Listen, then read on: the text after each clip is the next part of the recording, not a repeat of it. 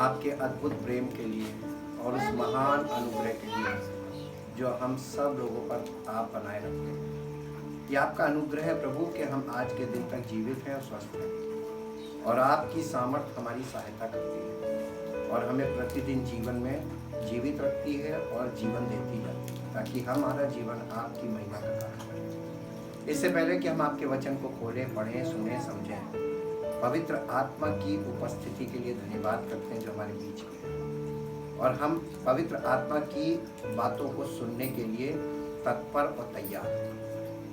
और हम हृदय से आज परमेश्वर की आत्मा की बातों को सुनेंगे और ध्यान लगाएंगे और ग्रहण करेंगे, ताकि हमारा जीवन में कल्याण हो और परमेश्वर की महिमा हमारे जीवन से प्रकट हो, और सारी महिमा उसी को होगी। धन्यवाद के साथ इस प्रार्थना को आपके इकलौते पुत्र प्रभु यीशु मसीह के नाम से आमीन। Praise the Lord. हम परमेश्वर का धन्यवाद करते हैं क्योंकि परमेश्वर अनुग्रहकारी है, अद्भुत है और अपने काम को स्वयं करता है। हम आपको बार बार इस चीज़ को बताते रहेंगे कि परमेश्वर अपना काम स्वयं करता है, क्योंकि परमेश्वर आत्मा है और परमेश्वर का आत्मा अपना काम स्वयं करता है। जैसे हमने आपको बताया था कि लाल समुंदर दो भाग कैसे हुआ था। मूसा ने केवल विश्वास से लाठी बढ़ाई थी और दो भाग परमेश्वर की आत्मा के द्वारा हुआ था। परमेश्वर अपना काम स्वयं करता है, वो हमको सिर्फ आज्ञाकारी बनाना मांगता है। जब हम परमेश्वर की आज्ञा मानने लगते हैं तो परमेश्वर की आत्मा काम करने लगती है। ये प्रिंसिपल है, ये सिद्धांत है, इसको पकड़िए, इसको समझिए। और अब हम धीरे से आज फिर चलेंगे, पुराने नियम और नए नियम को समझेंगे, इनका डिफरेंस समझेंगे।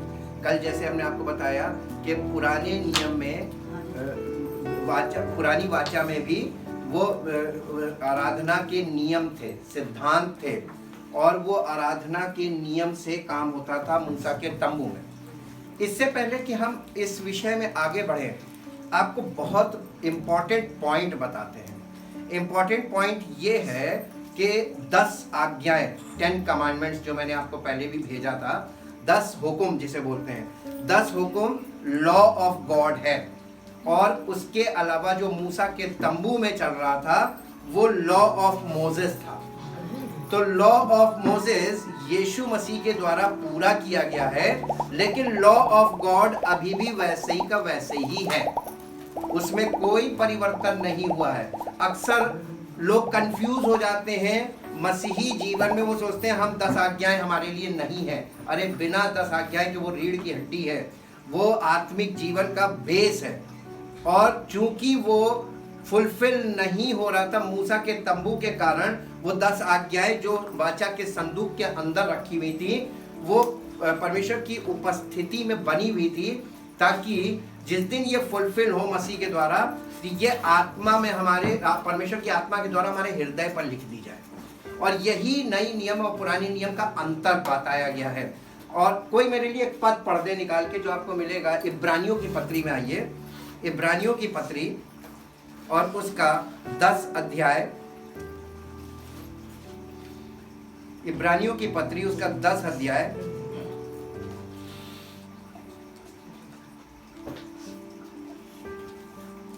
दस अध्याय का 11 पद से पढ़िए। इब्रानियों की पत्री 10 अध्याय के 11 पद से।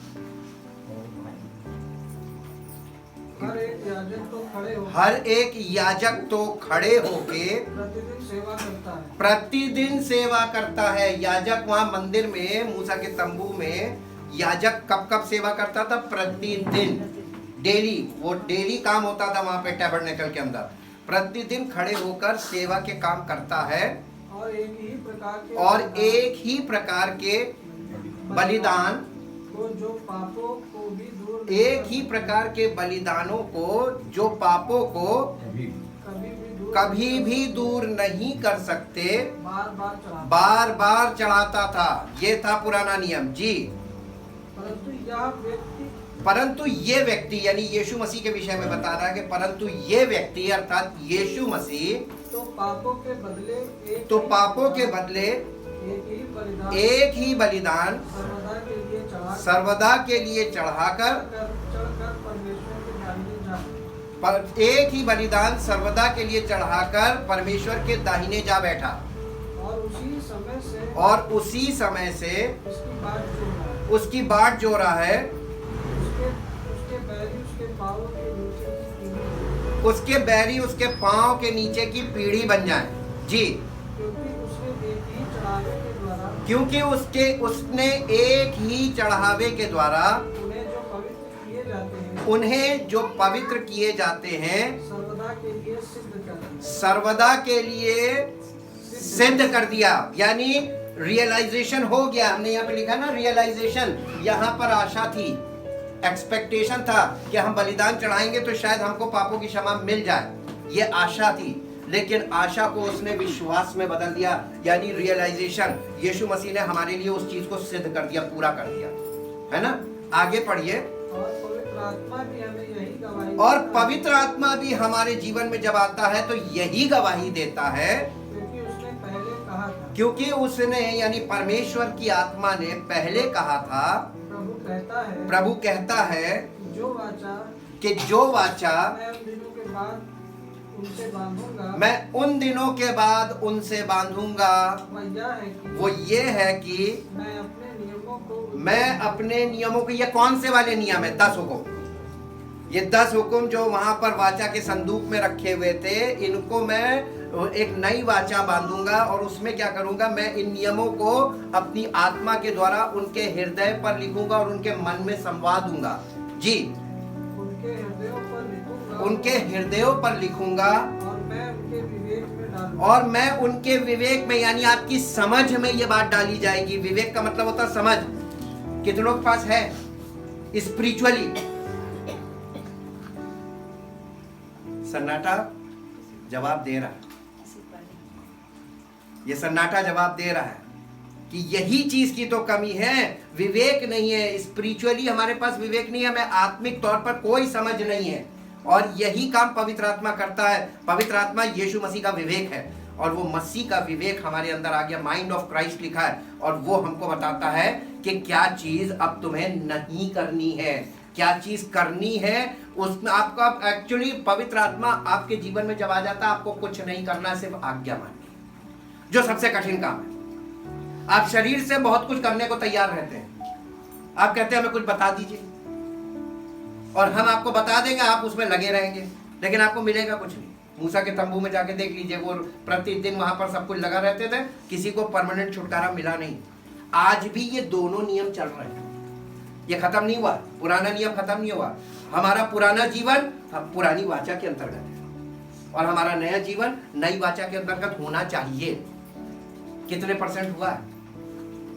अभी तो ट्रांसफॉर्मेशन चल रहा है, इसलिए मैंने लिखा है कि यहाँ पर देखिए एक पॉइंट आएगा कि यहाँ पे लिखा है डिमांडिंग परफॉर्मेंस। यहाँ पर परफॉर्मेंस की डिमांड होती थी, कौन कितना अच्छा कर लेगा, कौन कितना अच्छा बलिदान चढ़ा लेगा, कौन कितना अच्छा जानवर चढ़ा सकता, बलि कर सकता है, कौन कितना अच्छा दान दे सकता है। यहाँ पर परफॉर्मेंस देखी जाती थी पुराने नियम में। नए नियम में क्या है? Demanding transformation. यहाँ पे बदलाव देखा जाता है, यहाँ बदलाव की वैल्यू कितने बदले।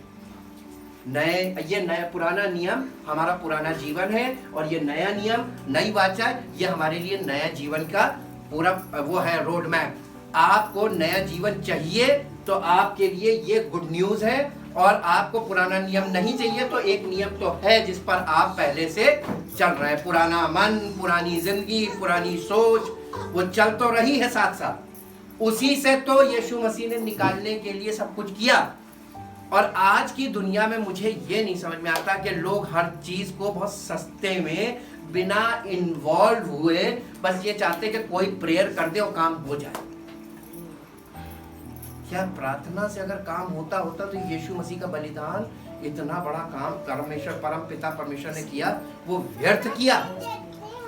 हम उसकी क्रूस को ठुकरा दे रहे हैं, वो क्रूस को हम एक्सेप्ट नहीं कर रहे, उसकी मृत्यु को एक्सेप्ट नहीं कर रहे, इसीलिए हम उद्धार नहीं पा रहे, इसीलिए हमें नया जीवन नहीं मिल रहा है। प्रार्थना से क्या कर सकते हैं आप ये बताइए पहले, तब हम आपको बताएंगे कि क्या नहीं हो सकता। कुछ नहीं। एक काम बता दीजिए।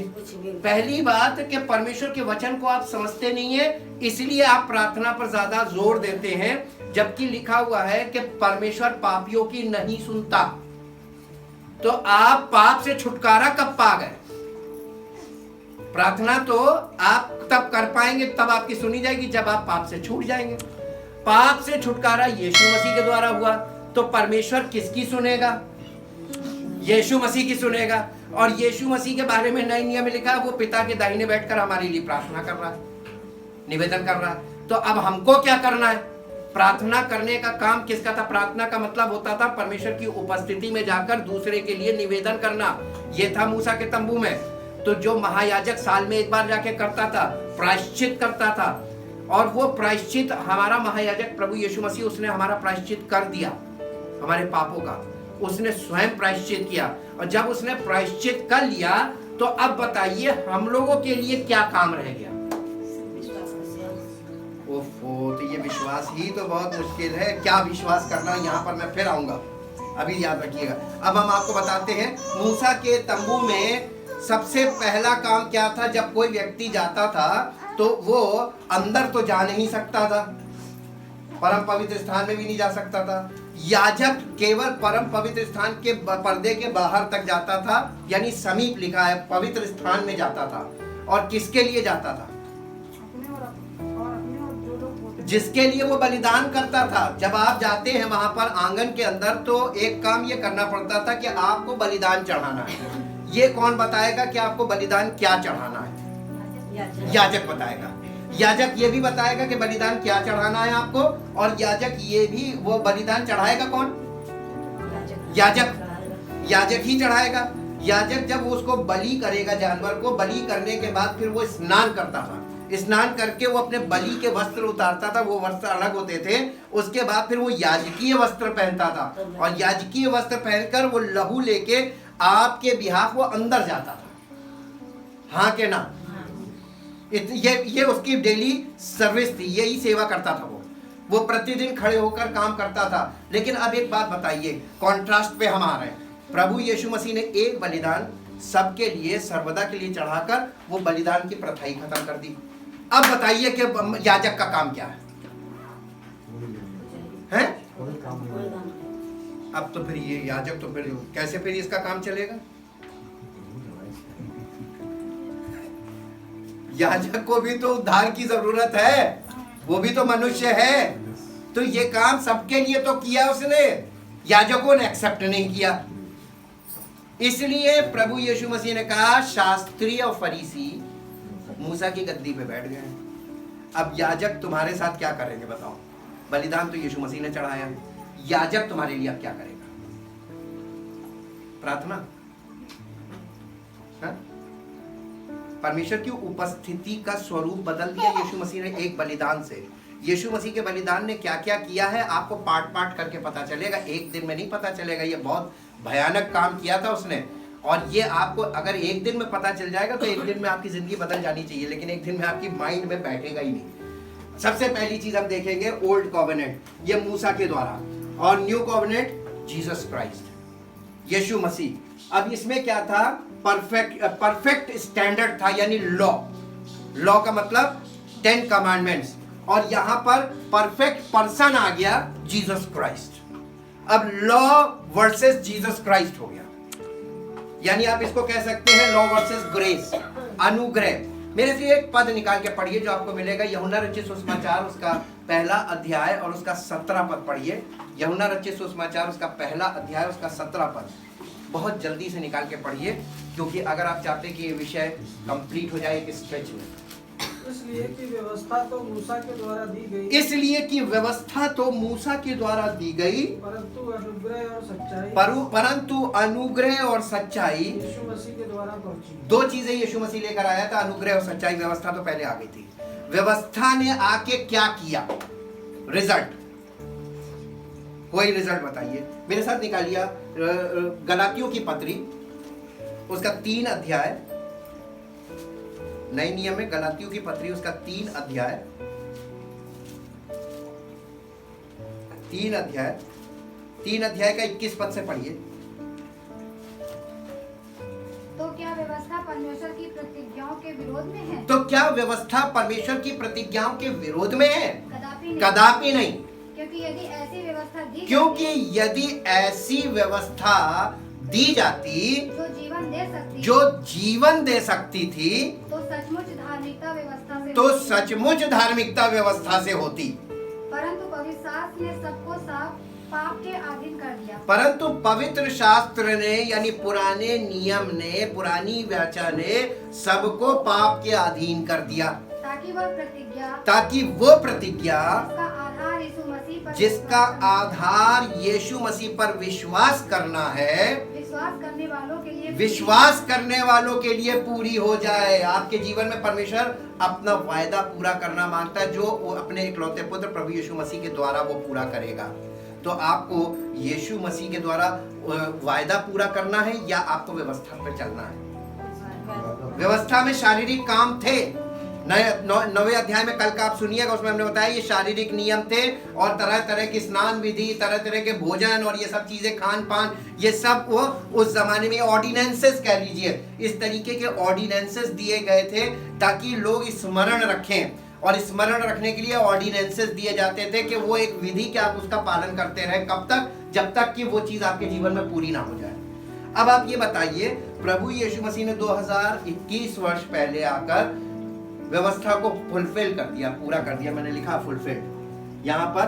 प्रोफेटिक, जो पुराने नियम में प्रोफेटिक था, उसको नए नियम में यीशु मसीह के द्वारा यीशु मसीह ने आकर पूरा कर दिया। अब जब पूरा कर दिया तो अब यहाँ क्या बाकी रह गया जो आज हम पूरा कर रहे हैं शारीरिक जीवन में? कोई कमी रह गई थी क्या यीशु मसीह से? परम पिता परमेश्वर से कोई कमी रह गई थी क्या जिसे आज हम पूरा कर रहे हैं शारीरिक तौर पर? जब परमेश्वर ने उस व्यवस्था को जो आत्मिक थी अपने इकलौते पुत्र के द्वारा पूरा करके उसे 100% आत्मिक करके और पवित्र आत्मा दिया, तो ये पवित्र आत्मा दिया क्यों?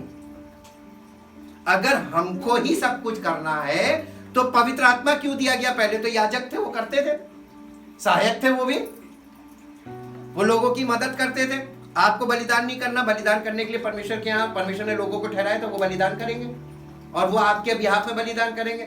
जैसे आप कोर्ट में जाते हैं, जैसे आप मेडिकल में जाते हैं, वहां पर वो जो वहां के पर्सनल्स होते हैं, आप वहां जाते हैं, एंट्री करते हैं, उसके बाद वो सारा काम तो वो लोग करते हैं। आप क्या करते हैं? इंजेक्शन हम ही को लगाना, अपने परिवार के सदस्य को ले गए, भैया लाइए इंजेक्शन लेके आइए, खरीद के भी ला रहे हैं, लगाना भी हम ही को है, सिरिंज भी खरीद के ला रहे हैं, हम ही को लगाना है, मशीनें भी खरीद के ला रहे हैं, हम ही को सब सेट करना है। सारा काम तो वहां होता है ना। तो हर चीज के लिए परमेश्वर ने व्यवस्था बनाई थी कि जिसका जो काम है वो करे। लेकिन मूसा के तंबू में कुछ ऐसा हुआ उस विधि में कि जब वो मंदिर बन गया था, वहां तक में यानी तंबू से मंदिर तक में परमेश्वर ने उसके विषय में भविष्य वक्ताओं के द्वारा क्या क्या कहा है, कभी आपने पढ़ा है? सबसे नजदीक से परमेश्वर ने उन लोगों को देखा, सेवकों को, कि वो कितना गलत काम कर रहे हैं। वो उद्धार पाए हुए लोग नहीं थे, वो परमेश्वर की ओर से नियुक्त किए हुए लोग थे, उद्धार पाए हुए नहीं थे। मसीह में जो सेवा है, ये उद्धार पाए हुए पवित्र आत्मा के द्वारा सिद्ध किए हुए लोग ये मसीह में सेवक कहलाएंगे। केवल यहां पर फिजिकल आदमी मसीह में सेवा कर ही नहीं सकता, ये स्पिरिचुअल वाला सेक्शन है और इसी को हमें समझना है। मेरे साथ एक पद निकालिए जो आपको मिलेगा 2 कुरिन्थियों 3 अध्याय, 2 कुरिन्थियों 3 अध्याय। यहां पर आपको एक अंतर दिखाते हैं। यह अंतर बहुत मुश्किल से समझ में आता है और क्योंकि ये बहुत मैच्योर पॉइंट है, लेकिन हम इस अंतर को पवित्र आत्मा की रोशनी से समझेंगे। नई वाचा के सेवक हेडिंग होगी ऊपर, और इसमें आप इसको पढ़िए, 4 पद से पढ़िए। हम मसीह के द्वारा परमेश्वर पर ऐसा ही भरोसा रखते हम मसीह के द्वारा परमेश्वर पर ऐसा ही भरोसा रखते हैं। ये नहीं कि हम अपने आप से इस योग्य हैं कि हम अपने आप से इस योग्य हैं कि अपनी ओर से किसी बात का विचार करें, कि अपनी ओर से किसी बात का विचार करें, पर हमारी योग्यता ये मसीह के नए वाचा के सेवक की योग्यता के विषय में है कि हमारी योग्यता यानी नई वाचा के सेवक की योग्यता परमेश्वर की ओर से है, जिसने हमें नई वाचा के सेवक होने के योग्य भी किया। योग्यता किसने दी? हमारी कोई योग्यता नहीं है, नई वाचा में सेवक की कोई योग्यता नहीं है। पुरानी वाचा में भी ये सेवक की कोई योग्यता नहीं थी, यहाँ पर भी कोई योग्यता नहीं है। वहाँ फिजिकल था, यहाँ स्पिरिचुअल है। ग्रेट कॉन्ट्रास्ट है ये। आगे पढ़िए। शब्द के सेवक नहीं, शब्द के सेवक नहीं। पुराने नियम में कौन से सेवक थे? अब आपको ये बात समझनी होगी, शब्द के सेवक का मतलब क्या होगा। पुराने नियम में जो व्यवस्था की सेवा करते थे, यानी व्यवस्था के बारे में लोगों को, ये व्यवस्था की स्टडी करते थे और लोगों को टीच करते थे। ये व्यवस्था की स्टडी करते थे, पूरे समय ये स्टडी में रहते थे और जाकर टीच करते थे। इसीलिए यहाँ पर लिखा हुआ है ये डिमांडिंग परफॉर्मेंस। कौन कितना अच्छा टीच करेगा वो उतना अच्छा टीचर माना जाता था। ये टीचर्स होते थे। इसीलिए आप यीशु मसीह के समय में देखेंगे लॉ टीचर्स आ रहे हैं, जो व्यवस्था के टीचर्स होते थे, व्यवस्थापक होते थे, शास्त्री जिनको बोलते हैं, शास्त्र का ज्ञान रखने वाले, इनके पास नॉलेज होती थी। ये नॉलेज लोगों के साथ शेयर करते थे, लेकिन पावर नहीं थी। ये ध्यान रखिएगा, शब्द के सेवक के पास पावर नहीं थी, केवल नॉलेज थी। लेकिन आत्मा के सेवक के पास नॉलेज नहीं है, पावर है, क्योंकि पवित्र आत्मा उसके जीवन में कंट्रोल किए हुए है। और काम क्या कर रहा है? पवित्र आत्मा ही तो काम कर रहा है ना। शब्द मारता है, लिखा। आगे पढ़िए। शब्द के सेवक नहीं वरन आत्मा के सेवक। नए नियम के सेवक कौन है? आत्मा के सेवक, यानी आत्मिक जो सेवक है वो नए नियम के सेवक है, और जो शारीरिक सेवक है वो शब्द के सेवक है, यानी पुराने नियम के सेवक है। कैसे आप एक नजर में पहचान सकते हैं? बहुत सरल तरीका मैं बता रहा हूं आपको।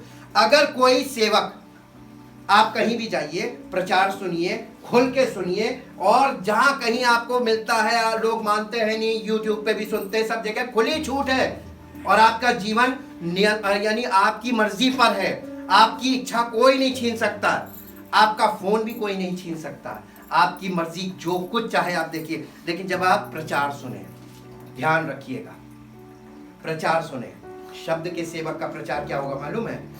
डू दिस डू दैट, ये करें ये ना करें, वो आपको कुछ करने को कहेगा। लेकिन नए नियम के सेवक आपको कभी करने को नहीं कहेगा। यीशु मसीह इस पृथ्वी पर आया था जब कोई भी व्यक्ति, उसने किसी जाति को देखकर कोई काम नहीं किया, चाहे किसी भी जाति का व्यक्ति हो, जब वो उस व्यक्ति उसके पास आता था तो यीशु मसीह ये कहता था, तुम क्या चाहते हो कि मैं तुम्हारे लिए करूं? आप ऐसे सेवक के पास जाइए तो कभी आपसे सेवक ये नहीं कहेगा कि तुम क्या चाहते हो मैं तुम्हारे लिए करूंगा, बल्कि वो ये कहेगा कि तुम ये करो, ये करो। जब आपको क्रिया बताए, शारीरिक क्रिया बताए, समझ जाइएगा शब्द का सेवक। बहुत सरल बता रहे, कुछ करने को कहे, शब्द का सेवक। और क्योंकि शब्द का सेवक कुछ करने को हमेशा कहेगा, बिना आपके कुछ किए, उसको मालूम है कि वो कुछ नहीं कर सकता। जब आपको उसने कह दिया, इसका मतलब वो नहीं कर सकता। समझ जाइएगा। हालेलुया। देखिए, फंसने से अच्छा है बच जाओ। फंसना सही है कि बचना? फंस गए तो निकलना मुश्किल, लेकिन अगर बच गए, कभी किसी को देखिए, मछली जो होती है ना, वो इतनी स्लिपरी होती है, आप हाथ डाल के पानी में मछली को पकड़ के देखिए, छोटी सी मछली होगी, आप पकड़ नहीं पाएंगे, वो सख्त से निकल जाएगी, स्लिपरी होती है। वो मछली स्लिपरी इसलिए होती है क्योंकि आप उसको पकड़ ही नहीं सकते, वो स्लिप हो जाएगी। हम ऐसी मछली के समान ना बन जाए कि कोई पकड़ने की कोशिश करे, सख्त से निकल जाए। हमको केवल एक ही पकड़ सकता है, मनुष्यों को पकड़ने वाला मछुआरा, वो है प्रभु यीशु मसीह। और उसके सेवक आपको पकड़ नहीं सकते। मसीह के सेवक आपको कभी नहीं पकड़ेंगे, केवल पकड़ेगा तो मसीह का आत्मा पकड़ेगा। हालेलुया। और जिसमें मसीह का आत्मा होगा, आपको मसीह का आत्मा पकड़ लेगा, सेवक नहीं पकड़ेगा। फिजिकली आपको नहीं पकड़ना है, आपको स्पिरिचुअली यीशु मसीह पकड़ लेगा। और जब वो पकड़ लेगा, उसके हाथों में आप सुरक्षित हो जाएंगे। वो आप हमारा सच्चा चरवाहा है, क्योंकि उसने हमारे लिए प्राण दिया। उसने हमसे करने को नहीं कहा, हमें पश्चाताप करने को कहा यीशु मसीह ने, कि उसने हमारे लिए पश्चाताप किया। उसने हमारे लिए पश्चाताप किया है, तो हमें पश्चाताप नहीं करना है। लेकिन उसने कहा मन फिराओ। काहे से? इस पुरानी जिंदगी से मन फिराओ, ताकि तुम नए जीवन की चाल चलो, ये नई वाचा के अंतर्गत चल पाओ। यह आत्मा के द्वारा चलना है, पवित्र आत्मा के द्वारा चलना है, पवित्र आत्मा की आज्ञा मान के चलना है, अपनी इच्छा में नहीं चलना है। फिजिकली नहीं चलना है। यहाँ फिजिकल एक्ट्स हैं, लेकिन यहाँ स्पिरिचुअल वॉक है। आत्मिक तरीके से आपको चलना है। यहाँ पर काम नहीं है, यहाँ पर चलना है। और यहाँ पर काम थे, यहाँ चलना नहीं था। तो आपको आपका पुराना जो मन है वो काम करना मांगता है, चलना नहीं मांगता है। लेकिन नए नियम में पवित्र आत्मा दिया गया ताकि तुम चलो, आत्मा की अगुवाई में चलो। चलना कोई नहीं मांगता है। काम किसी को बता दीजिए, अभी करने लगे। हम क्रियाएं बताते, अभी आप लोग क्रियाएं करने लगे। लेकिन क्रिया करने से होगा क्या? जब उसने सब कुछ, क्या यीशु मसीह ने लिखा है, जब उसने क्रूस पर प्राण त्यागने से पहले कहा पूरा हुआ। वो क्या पूरा हुआ था? छुटकारे का काम पूरा हुआ है। नई सृष्टि के लिए जो कुछ करना था सब पूरा हो गया। जब यीशु मसीह ने सब कुछ पूरा कर दिया तो अब हम स्पिरिचुअली क्या करने में लगे हुए। इसका मतलब हम आत्मिक नहीं है, आत्मिक होने का ढोंग कर रहे हैं, आत्मिक होने का ड्रामा कर रहे हैं। आत्मिक में काम नहीं है। कॉन्ट्रास्ट पे रहिएगा और ये कॉन्ट्रास्ट आपको बताएगा कि आप कहां पे गलत हो जा रहे हैं। आप ऐसे संसार में रह रहे हैं जहां पर पुरानी वाचा वाले लोग हैं, यानी पुराने माइंड के लोग हैं, पुरानी परंपरा के लोग हैं, पुरानी सोच के लोग हैं, और उनके अंदर ये चीजें उनके स्वभाव में एकदम फिट है। ये पढ़नी नहीं है, ये आपके स्वभाव में फिट है। और ये आपके स्वभाव में ऐसी फिट हो गई है कि आप इसमें से अपनी शक्ति से छूट नहीं सकते जब तक कि पवित्र आत्मा आकर आपको छुटकारा ना दे। और एक एक कदम पे देगा, एक एक कदम पे। कैसे मिलता है? जब हमें लग गए सालों और अभी भी कदम कदम चल रहे हैं, छुटकारा हम पा रहे हैं। और ये छुटकारा अनंत छुटकारा है, यानी इसका कोई अंत नहीं है। छुटकारा पाते जाओ, पाते जाओ, पाते, और जीवन के आखिरी सांस तक छुटकारा पाना है। छुटकारा पूरा नहीं हुआ, मेरे जीवन में भी नहीं पूरा हुआ। हम भी छुटकारा पा रहे हैं, हम भी सिद्धता में चल रहे हैं, सिद्धता में बढ़ रहे हैं। अब जब हम चल रहे हैं तो पीछे आपको भी चलना है कि बैठे रहना? सब तो घर में बैठे। ऑनलाइन कितना मिला? क्या समझ में आया था ऑनलाइन? ऑनलाइन वो शब्द के सेवक वाली बात थी। अब समझ लीजिए, जो हम आपको दे रहे थे वो शब्द दे रहे थे। जब आप निकल कर आए, अब आपने चलना शुरू किया, तब पवित्र आत्मा आपके साथ साथ चलने लगेगा। आना जरूरी है, आना और जाना। यीशु मसीह ने कहा था जो कोई मुझ पर विश्वास करेगा वो भीतर बाहर आया जाया करेगा। यानी उसकी उपस्थिति में आना और फिर जाना, फिर आना और फिर जाना, फिर आना और फिर जाना। कितना छुटकारा चाहिए? अनंत, जिसका कोई अंत नहीं है। तो कितनी बार आना पड़ेगा?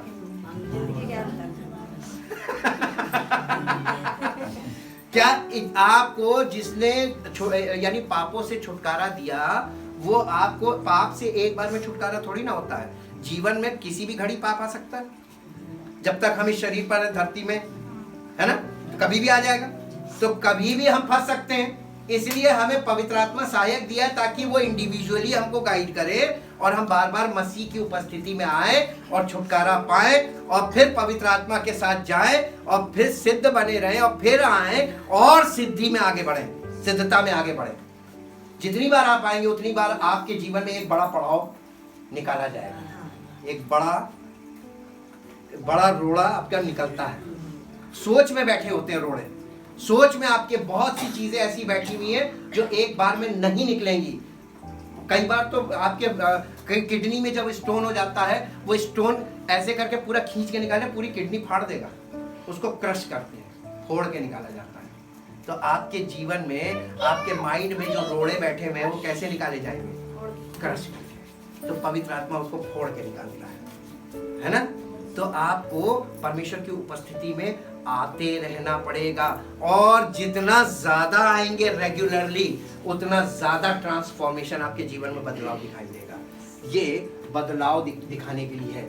यहाँ से आपके जीवन में बदलाव होना चाहिए नई वाचा के अंतर्गत। यहाँ कुछ नहीं करना है, इसलिए नहीं करना क्योंकि सब कुछ यीशु मसीह ने कर दिया है और हमें सहायक दिया है कि हम उसकी आज्ञा माने, उसके अनुसार चले। और यही कठिन पड़ गया है ना। पुराने नियम में तो बस जाके ये कर लो अपने, हैं? अब वो आदत पड़ी हुई, सब कुछ कोई आके कर दे, है ना। ये आदत जो पड़ गई ना, तो आप जब खुद नहीं चलेंगे तो फिर आपके परिवार में बाकी आपके बच्चे कभी चलेंगे? अगर आप चाहते हैं कि आपके बच्चों का समय बहुत ध्यान रहा, आप चाहते हैं आपके बच्चे आपके साथ साथ रहे, आपकी सेवा करें, आपको प्यार करें, तो पहले आप अपने परमपिता परमेश्वर से प्यार कीजिए, उसकी सेवा में लगिए, तो बच्चे आपकी सेवा में लगेंगे। जो बोगे तो तुम अपने पिता के साथ वफादार होकर दिखाओ, देखो तो बच्चे तुम्हारे साथ वफादार हो जाएंगे। हालेलुया। और हम क्या कर रहे हैं मालूम? काम कर रहे हैं। हम बच्चों को पकड़ पकड़ घसीट रहे हैं, तू किधर जा रहा है, तू इधर जा रहा है, ये मत कर, वो मत कर। आप रोक के दिखाइए, जितना रोकेंगे उतना करेंगे, ये नेचर है। तो परमेश्वर हमको रोकता नहीं है, कहता जा, जिस दिन फंसोगे खुद ही भाग गया। हालेलुया। तो परमेश्वर की उपस्थिति में हम नहीं जा सकते, अब तक नहीं जा सकते। बैड न्यूज नहीं, हम गुड न्यूज बताने जा रहे हैं, लेकिन परमेश्वर की उपस्थिति हमारे जीवन में आ सकती है पवित्र आत्मा के रूप में। हालेलुया। किसके जीवन में आएगी? जो कोई यीशु मसीह को अपना उद्धारकर्ता वास्तव में मान लेता है कि प्रभु मेरे पापों के लिए मारा गया, मेरे लिए गाड़ा गया, मेरे लिए जी उठा, मेरा है, उसको अपना लो, पर्सनल कर लो, आपका व्यक्तिगत उद्धारकर्ता उसको ग्रहण करो। देखिए पवित्र आत्मा आपके जीवन में आ जाएगा, परमेश्वर की प्रेजेंस आपके जीवन में आ जाएगी। आप उसकी प्रेजेंस में नहीं जा सकते। प्रभु ने यही तो कहा कि तुम नहीं आ सकते हो, वहां अंदर नहीं जा सकते हो, मैंने फाटक के बाहर, वो जो मूसा का तंबू था उस समय मंदिर बन चुका था, वो मंदिर के फाटक के बाहर क्रूसीफिक्शन हुआ था, ताकि जितने बाहर लोग हैं ये सब प्रभु की पवित्र आत्मा की उपस्थिति इनके जीवन में आ जाए। हालेलुया। जो बाहर थे, अंदर नहीं जा सकते थे, अन्य जाति के लोग थे ना, जो गेट के अंदर भी नहीं जा सकते थे। कितना प्यार करता परमेश्वर अन्य जातियों से, क्योंकि अब्राहम से उसने प्यार किया था जब वो अन्य जाति था, और अब्राहम को ही उसने सुसमाचार दिया था जो हम सब के लिए था। हम सब अन्य जाति हैं। हालेलुया। और आज अन्य जाति क्या कर रहे हैं?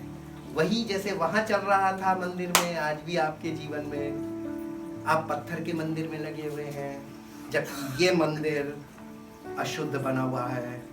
मन में कितना भी खोट हो, लेकिन मंदिर साफ होना चाहिए। अगर चोट लगे, दुख लगे, बुरा लगे, मान, लेकिन ये सत्य है। मंदिर वो वाला मंदिर गंदा होगा चलेगा, क्योंकि प्रभु हाथ के बनाए हुए मंदिरों में नहीं रहता। इस मंदिर में, ये मंदिर जो है, यहाँ पर हृदय यानी स्वच्छ होना चाहिए, और बिना पवित्र आत्मा के नहीं हो सकता। पवित्र आत्मा आकर हमारे अंदर शुद्धिकरण का काम करता है, और पवित्र आत्मा की अगुवाई में चलकर हम सिद्ध होते हैं। शुद्ध होना और सिद्ध होना दो चीजें हैं। जब तक ये मंदिर शुद्ध नहीं होगा, जब तक हमारा मन, हमारा हृदय, हमारा माइंड शुद्ध नहीं होगा, तब तक सिद्ध नहीं होगा। पहले शुद्ध फिर सिद्ध। यीशु मसीह ने हमारे पापों के लिए बलिदान दिया ताकि हम शुद्ध हो जाएं, और पवित्र आत्मा दिया ताकि हम सिद्ध हो जाएं। हालेलुया। और यही काम करने के लिए वो आया था, और उसने कर दिया। अब आपको एक बहुत जादुई बात बताने वाला है। आप कब क्या विश्वास करते हैं कि प्रभु ये कर सकता है, या आप ये विश्वास करते हैं कि प्रभु ने कर दिया? आप मानते हैं कि प्रभु ने, आप जो कुछ भी आपकी आवश्यकता है या जो कुछ भी है, अगर आप ये मानते हैं कि ये मनुष्य नहीं कर पाया, प्रभु कर देगा। आप जब डॉक्टर के पास जाएं, वो कहे कि ये आपका ये चीज एकदम लाइलाज है, इसका कोई इलाज नहीं है, आप सुन लीजिएगा, बोलिएगा कुछ मत, लेकिन अपने मन में कहिएगा मेरा प्रभु कर सकता है। जैसे ही आप अपने मन में कहेंगे मेरा प्रभु यीशु मसीह ये कर सकता है, वो आपके लिए कर देगा। कर सकता नहीं, उसने कर दिया। पहले आप विश्वास से ग्रहण कीजिए। लिखा हुआ है, जो कुछ तुम प्रार्थना में विश्वास से मांगते हो, प्रतीति करो कि वो तुम्हें मिल गया और तुम्हारे लिए हो जाएगा। पहले मान लो कि मिल गया, और फिर तुम्हें मिल जाएगा। तो पहले आपको मान लेना कि मिल गया। हम लोग मालूम क्या विश्वास करते हैं? हम ये विश्वास करते हैं प्रभु करेंगे, और एक्सपेक्टेशन में रहते हैं, पता नहीं कब करेंगे, इंतजार कर रहे हैं। ये गलत विश्वास, ये तो पुराने नियम वाला विश्वास है। नए नियम में क्या मालूम है? प्रभु ने कर दिया, प्रभु ने कर दिया और तुम्हारे लिए हो जाएगा। पहले मान लो कि वो कर दिया। लेकिन यहाँ पर भी आपको बुद्धिमानी की जरूरत है। विश्वास के साथ बुद्धिमानी बहुत जरूरी है। याकूब की पत्री में जाइएगा, पहले ही अध्याय में आपको मिलेगा विश्वास और बुद्धिमानी। विश्वास के साथ बुद्धिमानी, ये नहीं कि हम हेलीकॉप्टर मन में मांगने में हेलीकॉप्टर मिलता रहते हैं, बड़ी हेलीकॉप्टर, ये तो गलत विश्वास हो गया ना। आपकी आवश्यकता की बात कर रहे हैं। आपकी जो आवश्यकता होगी उसको विश्वास कर लीजिए कि प्रभु हमारी ये आवश्यकता पूरी कर दी उसने, और हो जाएगी। ये अंधविश्वास से प्रभु यीशु मसीह की सामर्थ्य मालूम किसके जीवन में प्रकट होती? अंधविश्वास करने वाले, जो ब्लाइंड फेथ करता है। अंधविश्वास में मालूम लोग ये कहते हैं प्रभु कर देगा, प्रभु कर दिया, मेरा प्रभु करेगा, मेरा प्रभु करेगा, यही तो मानते हैं। अब वो प्रभु को नहीं जानते हैं लेकिन विश्वास करते हैं कि प्रभु कर देंगे।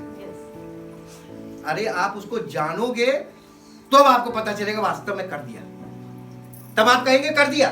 अभी आप कह रहे प्रभु कहाँ प्रभु करेंगे, तब आप कहेंगे अच्छा ये, अरे ये तो कर दिया इन्होंने। सबसे पहली चीज तो हमको अनंत छुटकारा दे दिया। जिसने हमें अनंत छुटकारा दिया वो बाकी चीजें क्यों करना देगा? यही तो बताया गया नए नियम में, तुम चिंता करके ये मत कहना क्या खाएंगे क्या पिएंगे। आकाश के पक्षियों को देखो, जो ना बोते हैं ना काटते हैं, उन्हें खिलाता है, तुम्हें क्यों ना खिलाएगा? तुम उनसे अधिक मूल्य रखते हो। तो हमको ये पता चल जाना चाहिए कि ये प्रभु वो प्रभु है कौन जो कर सकता है। जब आपको यीशु मसीह के सुसमाचार दिया जाता है तो सुसमाचार आपके अंदर तुरंत काम करता है कि यीशु मसीह कर देगा। और जैसे ही आप यीशु मसीह को अपना लेते हैं अपना उद्धार करता, तो समझिए हो गया। और आज से आप लोग ये कहेंगे, जब भी कोई पड़ाव आपके जीवन में आए तो हमेशा ये कहिएगा प्रभु यीशु मसीह ने मेरे लिए ये कर दिया, क्योंकि उसने कहा पूरा हुआ, उसने कर दिया, उसने सब कुछ कर दिया है। आपको सुसमाचार दिया जा रहा है कि प्रभु यीशु मसीह उद्धार करता है, उस पर विश्वास करो। तो आपको विश्वास क्या करना है कि उसने कर दिया है, डन, उसने सब कुछ पूरा कर दिया है और वो आपके जीवन में पूरा होने लगेगा। हालेलुया। ये वाला विश्वास करना शुरू कीजिए। और अब यहां से जब हम आगे बढ़ेंगे आपके विश्वास में एक बड़ा परिवर्तन देखने को मिलेगा। अब आप ये नहीं कहेंगे कि हम कभी कोई रोता गिड़गिड़ाता मुंह लटकाए कभी ना दिखे, वो विश्वासी नहीं है। अविश्वास का मतलब क्या होता है? अविश्वास का मतलब होता है कि बहुत से आश्चर्यकर्म हुए आपके जीवन में, बहुत से काम प्रभु ने किए, लेकिन आप अभी भी शंका कर रहे हैं वो तो कर दिया था, पता नहीं ये होगा कि नहीं होगा। ये अविश्वास है। हाँ, ये अविश्वास यानी विश्व देख रहे हैं लेकिन भरोसा नहीं है। आपको हमेशा ये विश्वास करना है कि उसने कर दिया। जो कुछ तुमको आवश्यकता है वो आवश्यकता पूरी करेगा, मांगने की जरूरत है नहीं। और वो आप उस पर एक्सपेक्ट यानी आप उस पर विश्वास कर लीजिए, यानी कंफर्म के वो हमें उसने दे दिया है। लास्ट में एक वर्ष निकालिए, उसके बाद हम प्रार्थना करेंगे। वो वर्ष मिलेगी आपको इब्रानियों की पत्री उसका 11 अध्याय का पहला पद। इब्रानियों की पत्री 11 अध्याय का पहला पद। यहाँ पर डेफिनेशन लिखी विश्वास की परिभाषा। अब विश्वास, अभी इससे पहले विश्वास जो आपके जीवन में पुराने नियम का विश्वास था वो अलग था। अब विश्वास नए नियम में, अब विश्वास आशा की हुई वस्तुओं का निश्चय। जिस चीज की आप आशा लगाए थे आपको ये निश्चय हो जाना चाहिए कि मिल गई। हाँ, और अनदेखी वस्तुओं का प्रमाण। अभी आपको दिखाई नहीं दिया, आपको चंगाई दिखी नहीं, आप कहिए मैंने मुझे प्रभु ने चंगा कर दिया। अनदेखी वस्तुओं का प्रमाण, आपको दिखाई चंगाई नहीं देगी, लेकिन आप विश्वास से बोलिए कि प्रभु ने मुझे चंगा कर दिया, और आपको चंगाई दिखने को मिलेगी। केवल आप नहीं देखेंगे, डॉक्टर भी देखेगा और कहेगा आप चंगे हो गए। हालेलुया जी। आगे पढ़िए। क्योंकि इसी के विषय में अब विश्वास आशा की हुई वस्तुओं का निश्चय और अनदेखी वस्तुओं का प्रमाण है। ये वाला विश्वास चाहिए, ये नए नियम का विश्वास है। करते हैं? आपको विश्वास है? आपकी जो भी आशा हो प्रभु ने उसे पूरा कर दिया, ये विश्वास कीजिए और अपने घर जाइए, संडे को आके गवाही दीजिएगा। हालेलुया। परम पिता परमेश्वर, हम आपका दिल से धन्यवाद करते हैं। आप अद्भुत युक्ति करने वाले हैं, आप असंभव को संभव करने वाले हैं। अब वाकई में आप वो कर सकते हैं जो हम सोच भी नहीं सकते। हाँ प्रभु, आप हमारी छोटी बड़ी सब आवश्यकताओं को अद्भुत तरीके से पूरा कर सकते हैं और करते हैं और कर रहे हैं। और हमें मालूम है प्रभु कि भविष्य में भी आप करेंगे यदि हम आप पर भरोसा रखेंगे। हम धन्यवाद करते हैं और धन्यवाद करते प्रभु इन सब लोगों के लिए जो नहीं आ सके, उनको आपके सामने लाते हैं। चाहते प्रभु अनुग्रह बना रहे और आपका अनुग्रह उचित समय पर हमारे जीवन में काम करे। और आपकी सामर्थ प्रकट हो और अद्भुत आश्चर्य कर्मों के द्वारा आपकी महिमा प्रकट हो, यीशु मसीह के नाम से मांगते हैं, आमीन। Praise the Lord. परमेश्वर आपको आशीष दे।